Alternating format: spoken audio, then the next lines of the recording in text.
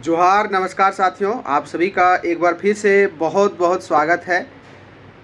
और आज हम एक बहुत ही महत्वपूर्ण विषय पर चर्चा करने वाले हैं। आप सभी को पता लग गया होगा कि यदि फिर से गठबंधन सरकार सत्ता में आती है, कांग्रेस और उसकी सहयोगी जो पार्टियां हैं, जेएमएम जो गठबंधन है, ये सरकार यदि फिर से आती है तो युवाओं को और एक आम नागरिक को क्या उनके जीवन में कहें परिवर्तन होने वाला है, इसके बारे में हम चर्चा करने वाले हैं।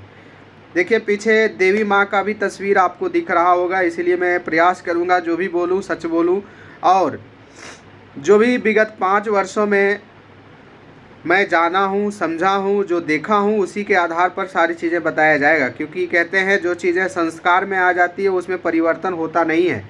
और यदि गठबंधन सरकार 5 साल से लगातार कोई चीज़ें कर रही है तो इट मीन्स वो संस्कार का विषय बन चुका है। आइए सबसे पहले हम बात करते हैं युवाओं में क्या क्रांतिकारी परिवर्तन आएगा, युवाओं के जीवन में क्या क्रांतिकारी परिवर्तन आएगा। प्यारे साथियों, युवा एक जो पढ़ने लिखने युवा है उसकी मैं यदि बात करूं तो निरंतर इस सरकार के दौरान परीक्षा लीक का मामला एकदम चर्चा का विषय बना हुआ है, होता रहा है। यानी कि पेपर लीक का जो प्रोसेस है वो क्रांतिकारी तरीके से आगे बढ़ता रहेगा, है ना। यदि सरकार यही आती है तो पेपर लीक के मामले क्रांतिकारी तरीके से बढ़ते रहेंगे। मतलब अभी तो कम हो रहे हैं, हो सकता है और इसकी गिरफ्तार जो है तेज हो जाएगी। अब देखिए दूसरा, यदि कुछ एग्जामों में पेपर लीक ना भी हुआ तो सिलेक्शन उसी का होगा जो सीट खरीदने के काबिल होगा।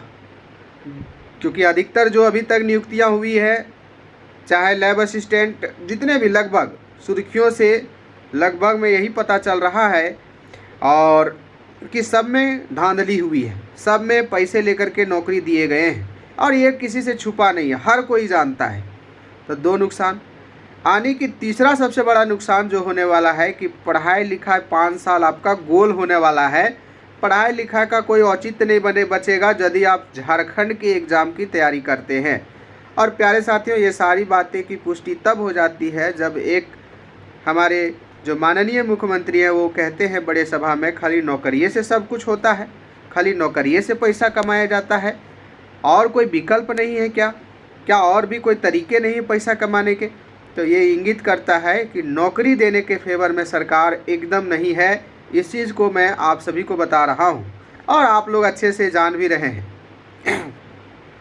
कुल मिलाकर के बात करें प्यारे साथियों, पेपर लीक होता रहेगा, पैसे से सीट बेचा जाता रहेगा, प्रतिभावान जो हमारे साथी हैं, जो युवा हैं, उनका ज़िंदगी खराब होता रहेगा।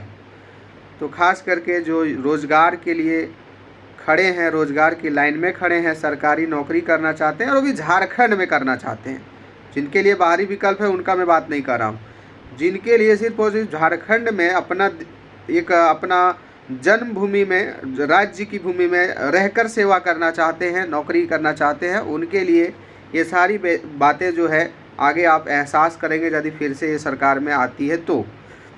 अब देखिए, ये तीनों चीज़ें कहीं ना कहीं ये इंगित करती है कि पढ़ाई के प्रति जो युवाओं का रुझान है वो धीरे धीरे कम होने लगेगा। यानी कि आप खुद पढ़ने के लिए पढ़ाई छोड़ने लगेंगे और भी जितने भी लोग हैं जो आपके इर्द गिर्द होंगे, कहीं ना कहीं उसको भी आप कहेंगे कि पढ़ना है तो झारखंड के नौकरी से संबंधित तैयारी मत करना, बाहरी जो है ये सेंट्रल लेवल के जो भी वैकेंसी आती है उसकी तैयारी कर लो, झारखंड की मत करना, या फिर दूसरा विकल्प है पढ़ाई मत करो।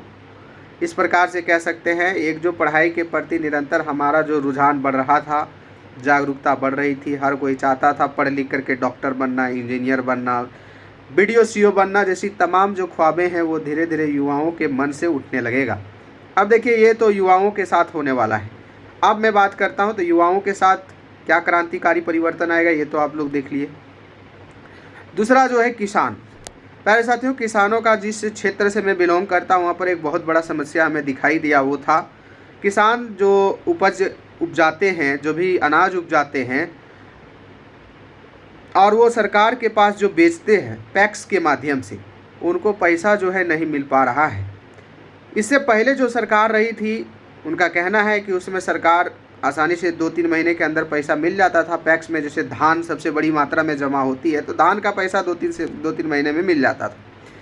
लेकिन जब से ये सरकार आई है, धान का पैसा 1.5-2 साल से बकाया है। 1.5-2 साल से पैसा मिल ही नहीं रहा है। और दूसरा, बिजली जो एक बहुत बड़ी समस्या बन चली है गांव में, क्योंकि गांव में अधिकतर अभी छोटे किसान हैं और छोटे किसानों की एक कह सकते हैं मूलभूत आवश्यकता है बिजली। हालांकि गांव में हर किसी को बिजली की आवश्यकता है, लेकिन किसान गतिविधि में जो शामिल है वो सिंचाई के लिए बिजली का ही प्रयोग करते हैं। लेकिन आप पिछला सरकार की तुलना कीजिए, रघुवर सरकार में किस प्रकार की बिजली थी और इस सरकार में किस प्रकार से बिजली की स्थिति रही है, ये आप लोग अच्छे से जानते हैं। तो कुल मिलाकर के एक तो हमारे यहाँ छोटे किसान हैं, ऊपर से उनको सुविधाएं भी ना मिले, तो आप सोच सकते हैं कि किसानी गतिविधियाँ भी कहीं ना कहीं और क्या हो जाएगी, बिगड़ने लगेगी। उसमें भी क्रांतिकारी तरीके से बिगड़ना शुरू होगा। और इस प्रकार से दिन ब दिन जो आप चीज़ों देख रहे हैं, सब्जी का दाम महंगा हो रहा है, चावल जैसे मूलभूत जो हमारा दैनिक जीवन में प्रयोग होने वाले जो वस्तुएं हैं, जो चीज़ें हैं, वो दिन ब दिन महंगा हो रही है। और ये संदेश देती है कि निरंतर इसी प्रकार से किसानी गतिविधियां बंद होती रही तो आने वाला समय में एक गरीब आदमी के थाली में सब्जी जो है वो सपना हो जाएगा, क्योंकि वो इतना पैसा उसके पास है ही नहीं कि सब्जी खरीद ले, बेहतरीन क्वालिटी का और भी जो चीज़ें हैं खाने पीने का वो चीज़ खरीद पाए। ये सारी चीज़ें एक तरह से सपना उनके लिए होने लगेगा। जिस प्रकार से चीज़ें चल रही है उससे यही क्रांतिकारी बदलाव देखने को मिलेगा। अब रह गया कृषि से संबंधित और भी जो एक सबसे बड़ी जो समस्या है, जो इस सरकार में ध्यान नहीं दिया गया, मैं उसकी बात कर रहा हूँ, वो है रोड। ग्रामीण सड़क योजना या फिर ग्रामीण जो सड़कें हैं उसकी क्या स्थिति है आप लोग सब जानते हैं। गांव, आप शहर से जब गांव जाते हैं, अपना गांव जाते हैं, तो गांव के जो रास्ते हैं वो कितने उसमें गड्ढे हो चले हैं, कितने उसकी स्थिति बिगड़ गई है। और यदि फिर से ये सरकार आती है तो उसकी स्थिति और क्रांतिकारी तरीके से बिगड़ने वाली है। ये कुल मिलाकर के आप भी जान रहे हैं और जो भी बोला जा रहा है उसमें आप इसको धरातल में भी जा कर के देख सकते हैं। और यदि आप गांव क्षेत्र से बिलोंग करते होंगे तो ये चीज़ें आपको आसानी से अपने आप सही लगने लगेगा। तो 2 चीज़ें हो गई। एक तो आप इसके अलावा शिक्षा, आपका स्वास्थ्य एक बहुत बड़ा विषय होता है एक गरीब के लिए, और शिक्षा। तो स्वास्थ्य के क्षेत्र में प्यारे साथियों, हाल ही में जो हमारे माननीय हाई कोर्ट है उसमें जब हम लोग का सीजीएल का मुद्दा की सुनवाई हो रहा था, उसमें एक मुद्दा था रिम्स से संबंधित भी मुद्दा वहाँ पर गया हुआ था। रिम्स में स्थिति ये है कि वहाँ पर एक मरीज के इलाज के लिए जो उपकरण चाहिए, जो इंस्ट्रूमेंट चाहिए, उसकी भारी कमी है, एकदम है ही नहीं है। सोचिए, जो अस्पताल सरकारी क्षेत्र का सबसे बड़ा माना जाता है झारखंड में, उसकी स्थिति ये है कि वहाँ पर आप इलाज के लिए जाएंगे तो वहाँ पर कोई सामान ही नहीं है डॉक्टर के पास जो आपको बेहतर तरीके से इलाज कर पाए। अब रह गया शिक्षा। प्यारे साथियों, शिक्षा के क्षेत्र में भी और स्थिति बिगड़ने वाली। कैसे, आप समझिए। इस सरकार में जो भी वैकेंसी आई है शिक्षकों को नियुक्ति को लेकर के या फिर जेटेट की बहाली को लेकर के, ये आप देखे होंगे कि पूरा विवाद का विषय बन गया है। जेटेट इन्होंने परीक्षा, जेटेट का सिलेबस इन्होंने जारी किया, उसका सिलेबस इतना बड़ा कर दिया कि ऐसा लग रहा था जैसे कि ये सिलेबस के माध्यम से किसी को सिविल सेवा में जाने का मौका मिलेगा, शायद डीसी एसपी बनने का मौका मिलेगा, इतना ज़्यादा उनको पढ़ना था।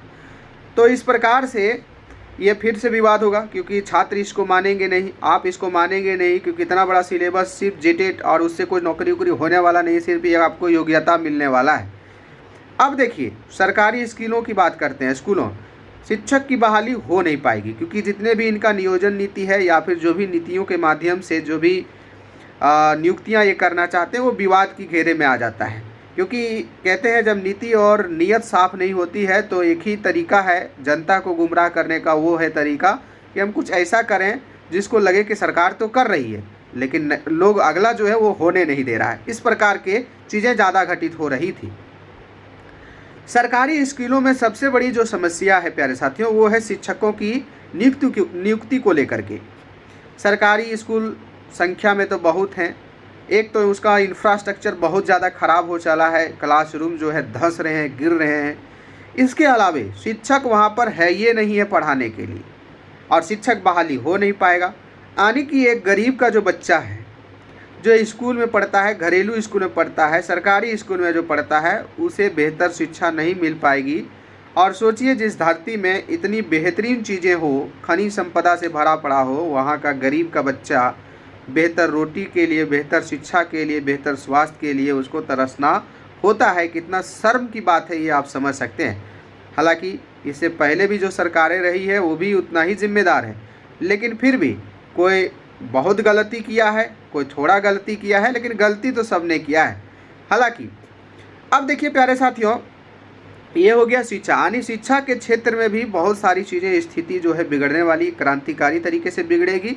और शिक्षा के प्रति जो एक हमारी नज़रिया है, हर कोई चाहता है अपने बच्चे को शिक्षा देना ताकि वो बुद्धिजीवी बने, ताकि वो बेहतरीन इंसान बने, कौशल युक्त इंसान बने, और वो बेहतर तरीके से समाज के बारे में सोचे, अपने घर के बारे में सोचे, परिवार के बारे में सोचे, और बेहतरीन निर्णय लेकर के हमारे देश को आगे बढ़ाने में अपना योगदान दे। कुल मिलाकर के शिक्षा का तो यही महत्व होता है। लेकिन ये सारी चीज़ें नहीं हो पाएगी, क्योंकि शिक्षा की खराब गुणवत्ता के कारण, स्थिति के कारण लोग धीरे धीरे शिक्षा से डिमोटिवेट होने लगेंगे, और ये निरंतर हो ही रहा है। आज के समय में युवा वर्ग बहुत ज़्यादा डिमोटिवेट हो रहा है, तो हम उनके बारे में तो सोच ही सकते हैं जिनकी स्थिति बहुत ज़्यादा खराब है। तो ये चीज़ें हो गई। अब देखिए ये सारी चीज़ें जो है परिवर्तन, इसके अलावे कई चीज़ें हैं जिस पर एकदम ध्यान नहीं दिया जा रहा है। सरकारी व्यवस्था जो है, वैसे भी आप थाना जाएंगे, ब्लॉक जाएंगे, BDO CO जहाँ कहीं भी जाएंगे, बिना पैसा का कोई काम होबे नहीं करता है। हर एक काम में करप्शन जो है साथियों चरम सीमा है। आने की झारखंड की स्थिति फिर से 5 साल क्रांतिकारी तरीके से बिगड़ने वाली है यदि फिर से ये सरकार में आते हैं। तो इस प्रकार से चीज़ें होने वाली है। ये ज़्यादा लंबा वीडियो बनाना नहीं होगा, बाकी बहुत सारी चीज़ें और भी क्रांतिकारी तरीके से परिवर्तित होगा, ये आप समझ सकते हैं। और ये सारी चीज़ें जानने के बाद भी यदि आपके अंदर जागरूकता नहीं आती है, समझदारी नहीं आती है, तो फिर ये धरती को ईश्वर ही बचाए, है ना, क्योंकि कोई ऑप्शन बनता नहीं है। तो प्यारे साथियों, वोट देने से पहले एक बार ज़रूर सोचना है कि हमारे लिए कौन बेहतर हो सकता है। और विकल्प भी आपके पास ज़्यादा नहीं है ना। विकल्प भी बहुत सारी रहता तो हम कहते हैं कि विकल्प ऐसा है जो बहुमत की सरकार कोई ला सकता है, उसको तीसरा विकल्प मान लेते और उसको ही शायद ये करते। लेकिन तीसरा विकल्प जो भी झारखंड में यदि देखा जाए, और जिस प्रकार से मीडिया कवरेज है, जिस प्रकार से हम लोग डेमोग्राफी को समझ पाए हैं, उस हिसाब से लगता है कि तीसरा विकल्प अभी तो कोई दूर दूर तक दिखाई नहीं देता है। तो आप ज़रा सोच करके वोट डालिएगा। इस बार यदि आप जागरूक नहीं हुए, यदि अपना वोट का बेहतरीन प्रयोग नहीं किए, तो ये तो अभी तो आपको ये दुख देखना पड़ रहा है। आपके साथ गलत हो रहा है, आपके साथ धोखा हो रहा है, आपको हर जगह पैसा खर्च करना पड़ रहा है। कल चल कर के आपके बाल बच्चे, आपके अन्य जो भी नेक्स्ट जो पीढ़ियां हैं, उन्हें भी इस सारी चीज़ों से रूबरू होना पड़ेगा। तो इस प्रकार से आप समझदार हैं, आप समझिए। और बेहतरीन तो कोई उतना बेहतरीन तो है, लेकिन हाँ, जो थोड़ा सा बेहतर है उसके पक्ष में या फिर उसके विपक्ष में आप वोट देते हैं, ये तो आप पर निर्भर करेगा। फिर मिलेंगे एक नए वीडियो के साथ, तब तक ऑल द बेस्ट। वीडियो पसंद आए तो ज़्यादा से ज़्यादा लोगों तक शेयर करना है, क्योंकि आप शेयर करेंगे, जो देखेंगे वीडियो तो वो भी जागरूक होंगे, कहीं ना कहीं उनको भी सच्चाई पता चलेगा। हालांकि आज झारखंड के क्षेत्र में लगभग लोग जान रहे हैं ये चीज़, तो निश्चित तौर पर जागरूकता बढ़ाने में आप सभी भी मदद कर सकते हैं। चलिए, धन्यवाद, जोहार, नमस्कार।